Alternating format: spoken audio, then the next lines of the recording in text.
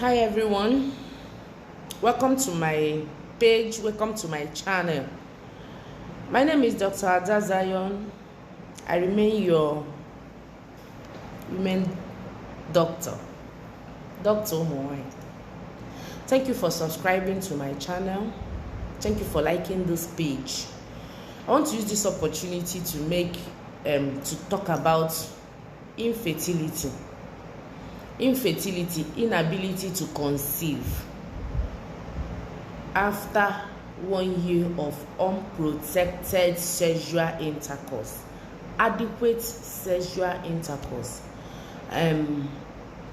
It's a global problem. It affects most couples. So I want to use this opportunity to talk about it. I'll be brief as much as possible. Infertility is not a woman's issue. It's both women and male issue. It can affect anybody. The cause could be from anywhere. I'm making this video so that those who constantly tell their wife that they are the cause of their inability to have babies, they should know that they are not doing the right thing. Now, if a woman is unable to conceive, there are a lot of things that could be contributory to that, and that's what I've come to address. It's been found out that 30 to 40% of factors affecting fertility, 30 to 40% of what makes couple not to conceive is caused by the man. 30 to 40% is caused by the woman, while 10 to 20% is caused by both couple, and 5 to 10% is unexplained. There are some people that you have tried to treat, and you see that you've investigated the man, you've investigated the woman, and there is nothing you can lay your hand on. We'll call those unexplained.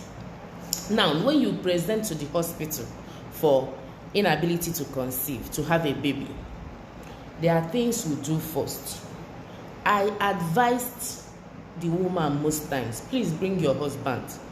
It's easier for us to investigate the man first, because all we're going to do for you is not much. We'll just tell you, please give us your semen. We do a seminal fluid analysis. Seminal fluid analysis, we found out the quantity, the volume, the sperm concentration, the morphology. Are they even alive? Are they moving? Some, you just look under the microscope, you see that some of the sperm are just moving zigzag, roundabout on each other. Some, you see them moving focused, they'll be moving progressively.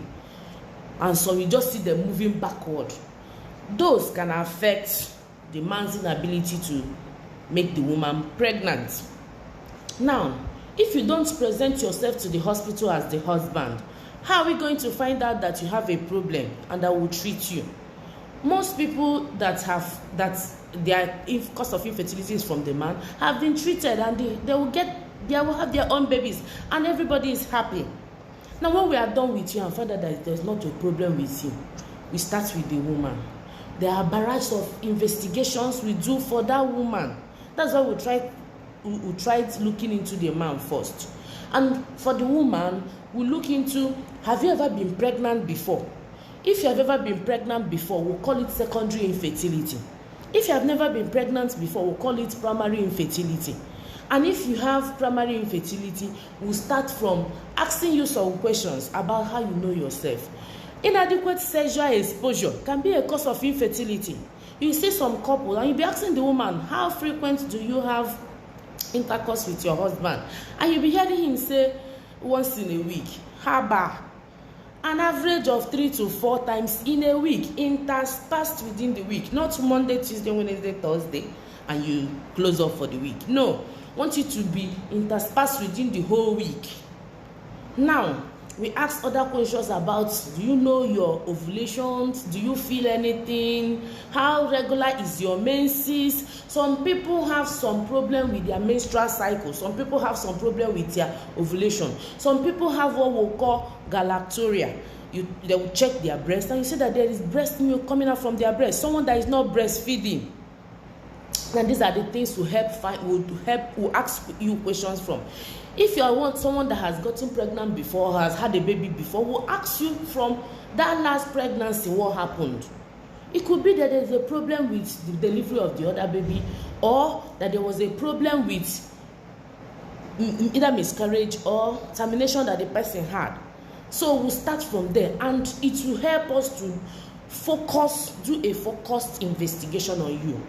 Now, after we have asked you this question, so why I'm saying this, that when we start asking you a question in the hospital, don't say we are asking so much. Please answer the questions. It will help us, it leads us to somewhere important to help manage you properly. Now, when we are done with asking you a question, we'll go on to investigate you. As little as pelvic ultrasound, transvaginal ultrasound, we'll find the ovarian volume. You even with uterine factor. Some women, when you do a pelvic ultrasound, you even find out that they have what we call polycystic ovarian syndrome, polycystic ovarian disease. You see the ovaries, the tiny, filled with fluid, arrange themselves peripherally. That person may not be able to ovulate to have a baby. So when we see this, we start sorting it out, and any problem that we have seen, this solution is just at hand. Now, some people that have, when you see most times you tell them, please, let's examine your breast. With that opportunity, we'll do general breast examination, and the next thing we'll try to express to see if there's breast milk on both breasts. You see most women that have never been pregnant having breast milk coming out. When we see this one, there's a drug we'll give you, and it will stop, and you go on to get pregnant. Now, when we move from here, we move further. If we have looked at this and it's not helping, we'll move further to check your hormone level.